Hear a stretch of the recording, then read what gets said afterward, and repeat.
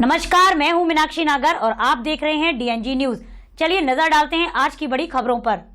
2027 के अप्रैल माह से पहले चरण की जनगणना के कयास लगाए जा रहे हैं। इस बार की जनगणना बिल्कुल अलग तरह की होगी। इस बार घर से जुड़े लगभग 30 से अधिक सवाल पूछे जाएंगे। जनगणना में घर से निर्माण से लेकर उसके उपयोग आने वाली चीजों की जानकारी एकत्र की जाएगी। यहाँ आपको बताते चलें, सौर ऊर्जा से लेकर इंटरनेट के इस्तेमाल तक की जानकारी गृह स्वामी से मांगी जाएगी। घर के फर्श, छत व दीवारें किस चीज से बनी है, मकान का उपयोग आवास के रूप में होता है या उसमें कार्यालय, गेस्ट हाउस या पूजा स्थल भी है, पीने का पानी नहर, नदी, कुएं, हेडपंप व नल से पानी मिलता है या सील बंद पैकेट या बोतल का पानी उपयोग में आता है। जनगणना में टेलीफोन या स्मार्टफोन तक की जानकारी भी साझा करनी पड़ेगी। डीएनजी न्यूज के सभी दर्शकों को मेरा नमस्कार। मैं हूं मीनाक्षी नागर। जनगणना सेंसस ऑफ इंडिया, जनगणना की तारीख अभी तय नहीं की गई है, पर ऐसा संभावित है कि जनगणना का जो प्रथम चरण है वो सन 2027 में प्रारंभ हो जाएगा। 2027 में प्रथम चरण जो है जनगणना का वो शुरू कर दिया जाएगा। प्रथम चरण के दौरान मकानों का सूचीकरण किया जाएगा, सूचीबद्ध तरीके से कार्य होगा। प्रगणक बनाए जाएंगे जो कि घर घर जाकर के विभिन्न सवाल को पूछेंगे। संभावित है कि इस बार जो जनगणना है ये जातिगत होगी और ये जनगणना जो है पहले की जनगणना से अलग होगी, भिन्न होगी। उसमें अलग अलग तरीके के प्रश्न बनाए गए हैं जो कि घर घर जाकर कर प्रगणक पूछेंगे या उनके द्वारा पूछे जाएंगे। और इस बार जातिगत जनगणना जब होगी तो ऐसा पहली बार होगा कि आजादी के बाद जो भी जितनी भी जनगणना हुई है वो अभी तक जातिगत नहीं हुई है। तो देखना ये है कि ये जनगणना पहले की जनगणना से कितनी अलग होगी और कितनी भिन्न होगी। जनगणना जो कि अब की बार 2027 में होना जो तय है, प्रथम चरण जिसका कि शुरू होने वाला है 2027 में, उसमें जनगणना करने वाले जो लोग हैं, प्रगणक जिनको हम कहते हैं, जो प्रगणक जब घर घर पहुंचेंगे तो इनके पास कई सारे सवाल होंगे। इन सवालों में घर से जुड़े हुए कई सवाल होंगे, घर के निर्माण से लेकर के उसके उपयोग तक के सवाल अब की बार इन प्रगणकों के पास होंगे जो कि घर घर जाकर ये पूछे जाएंगे। इन सवालों में जैसे कि घर की जो फर्श है, दीवार है, वो किस चीज की बनी हुई है, इस तरीके के प्रश्न होंगे।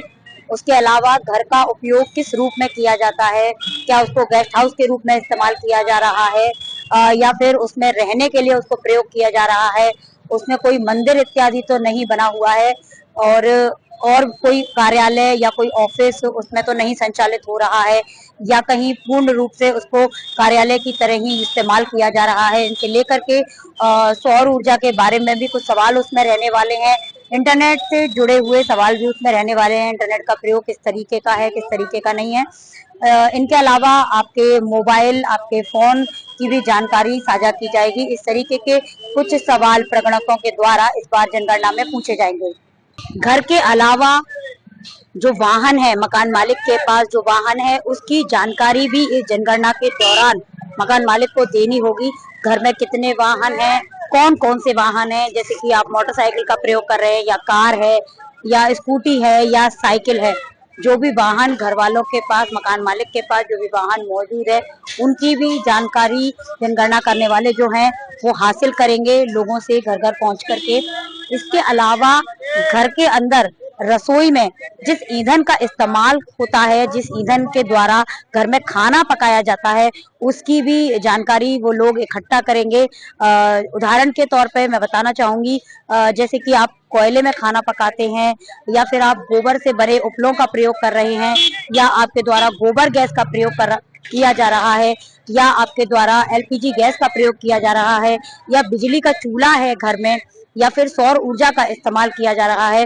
इस तरीके के कुछ इनसे अलावा और भी सवाल हो सकते हैं कि घर में भोजन पकाने के लिए किस तरीके का ईंधन जो है वो प्रयोग में लाया जा रहा है। और वाहन के बारे में जानकारी हो गई, घर से जुड़े ईंधन के बारे में, रसोई में जो ईंधन प्रयोग हो रहा है उसके बारे में जानकारी की जाएगी। उसके अलावा आपके घर में किस तरीके का फोन है, किस तरीके का आप दूरसंचार का माध्यम जो है वो इस्तेमाल कर रहे हैं, जैसे कि आपके पास लैंडलाइन है या मोबाइल है, कितने हैं, कैसे हैं, उसकी भी जानकारी कहीं ना कहीं वो लोग हासिल करेंगे आपसे। ये जो जनगणना है वो अप्रैल 2027 में संभावित बताई जा रही है। अप्रैल 2027 में जनगणना का जो प्रथम चरण है वो प्रारंभ होगा।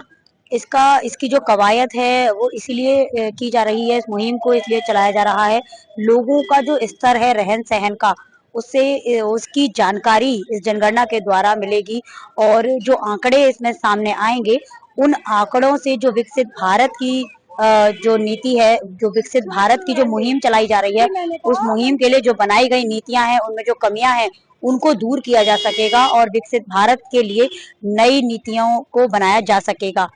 इसके अलावा पहली बार की जो जनगणना होनी है, जो प्रथम चरण का जो जनगणना का काम है, भारत के लगभग कई राज्यों में उनमें जो प्रथम चरण में मकान के सूचीकरण का काम होना है उसका पूर्वाभ्यास भी चल रहा है।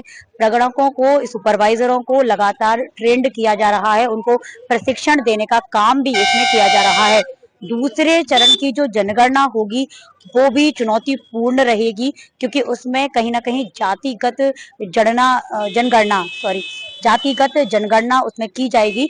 तो उस हिसाब से ये जो द्वितीय चरण का जो जनगणना है वो काफी चुनौतीपूर्ण रहने वाली है क्योंकि आजादी के बाद लगभग पहली बार ऐसा होगा कि जातिगत जो जनगणना है वो की जाएगी। तो और उसके अलावा पहली बार ऐसा भी होने वाला है कि डिजिटल जो माध्यम है वो भी जनगणना के दौरान उपयोग किया जाएगा। अभी तक डिजिटल माध्यम का उपयोग जनगणना के लिए नहीं किया गया था, उसके लिए भी प्रगणकों को प्रशिक्षण दिया जाएगा, उनको प्रशिक्षित किया जाएगा। इसके लिए जो महारजिस्ट्रार है और जो जनगणना कार्यालय है वहां से सभी जो राज्य हैं, भारत के जितने भी राज्य हैं, उनको विस्तृत जो निर्देश हैं वो जारी कर दिए गए हैं जनगणना को लेकर के। ऐसी ही और खबरों को देखने के लिए आप लोग देखते रहिए डीएनजी न्यूज। अपने साथी तरुण नागर के साथ मैं मीनाक्षी नागर, डीएनजी न्यूज के लिए। मथुरा का सबसे विश्वसनीय अस्पताल एवं पहला IVF test tube baby centre Gopi Krishna hospital, जहां संतान दंपत्ति भर सकते हैं अपनी सूनी गोद। हर मंगलवार को फ्री ओपीडी सहित एक्सरे एवं अल्ट्रासाउंड में डिस्काउंट की सुविधा, कैशलेस उपचार सुविधा उपलब्ध, स्त्री रोग, बाल रोग, हड्डी रोग आदि का अनुभवी चिकित्सकों द्वारा मरीजों का उपचार संभव। हर प्रकार की जनरल सर्जरी एवं दूरबीन विधि से लैप्रोस्कोपिक ऑपरेशन। गोपी कृष्ण हॉस्पिटल एक वन स्टॉप सॉल्यूशन है सभी प्रकार की इनफर्टिलिटी ट्रीटमेंट्स का। जैसे कि यदि आपके बच्चे नहीं हो रहे हैं, सिंपल इलाज कराना हो, IUI, IVF, ICSI, egg donation, laparoscopy, इस तरीके सभी तरीके के इनफर्टिलिटी के जो इलाज है हमारे हॉस्पिटल में होते हैं। गोपी कृष्ण हॉस्पिटल, जनरलगंज, जीआईसी के सामने, मथुरा।